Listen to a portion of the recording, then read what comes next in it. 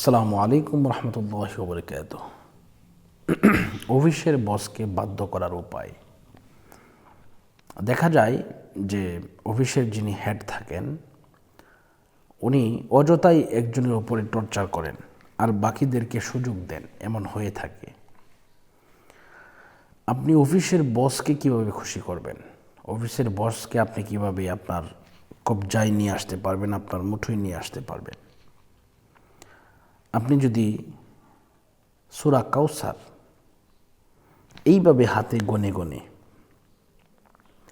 বিসমিল্লাহির রহমানির রহিম ইন্না আ'তাইনাকাল কাউসার ফাসাল্লি লিরাব্বিকা ওয়ানহার ইন্না শানিআকা হুয়াল আবতার, এইভাবে যদি আপনি সূরা কাউসার গনে গনে যদি আপনি 7 বার পড়েন, দেখবেন আপনার অফিসার, আপনার বস আপনার এমন পাগল হবে, আপনার প্রেমে পড়ে যাবে। আপনি যা বলবেন সে তাই শুনতে বাধ্য হবে এবং সে তাই শুনবে ইনশাআল্লাহ। এরপরে আরেকটি আমল আছে, এটি আপনি বাড়িতে গিয়েও করতে পারেন, অফিসে থাকা অবস্থায়ও করতে পারেন, আবার বাড়িতে গিয়েও করতে পারেন। তা হচ্ছে এই আমল। বিসমিল্লাহির রহমানির রহিম লিইলাফি কুরাইশিন ইলাফিহিম রিহলাতাশ শিতাই ওয়াস সাইফ ফালইয়াবুদু রাব্ব হাযাল বাইত আল্লাযী আত'আমাহুম মিন জু'ইন ওয়া আমানাহুম মিন খাউফ।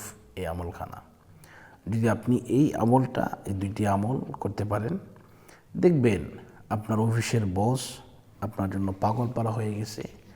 আপনি যা বলবেন তাই শুনবে এবং তার মধ্যে আপনার প্রতি একটা দুর্বলতা বা একটা কমিউনিকেশন, যেটাকে বলে ইংরেজিতে, একটা ফ্রেন্ডলি একটা ভাব চলে আসবে।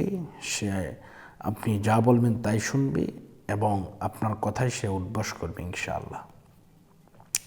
তো এই আমলটি করার পাশাপাশি আপনি আপনার আশেপাশের গরিব অথবা মিসকিন যারা খেতে পায় না, যাদের খাবারের অভাব, তাদেরকে কমপক্ষে তিনজনকে এই নিয়তে আপনি পেট ভরে ভালো করে সুন্দর করে আপনি খাওয়াই দিবেন। দেখবেন ইনশাআল্লাহ আপনার সব কিছু উন্নত হবে, আপনার প্রতি আল্লাহ রাজি খুশি হয়ে যাবেন। তো আজকের মতো এই পর্যন্তই। যারা আমার চ্যানেলকে সাবস্ক্রাইব করেন নাই, করার জন্য আহ্বান করছি, আর যারা করেছেন ধন্যবাদ জানাচ্ছি। বিদায় নিচ্ছি। আসসালামু আলাইকুম রহমতুল্লাহি ওয়া বারাকাতুহু।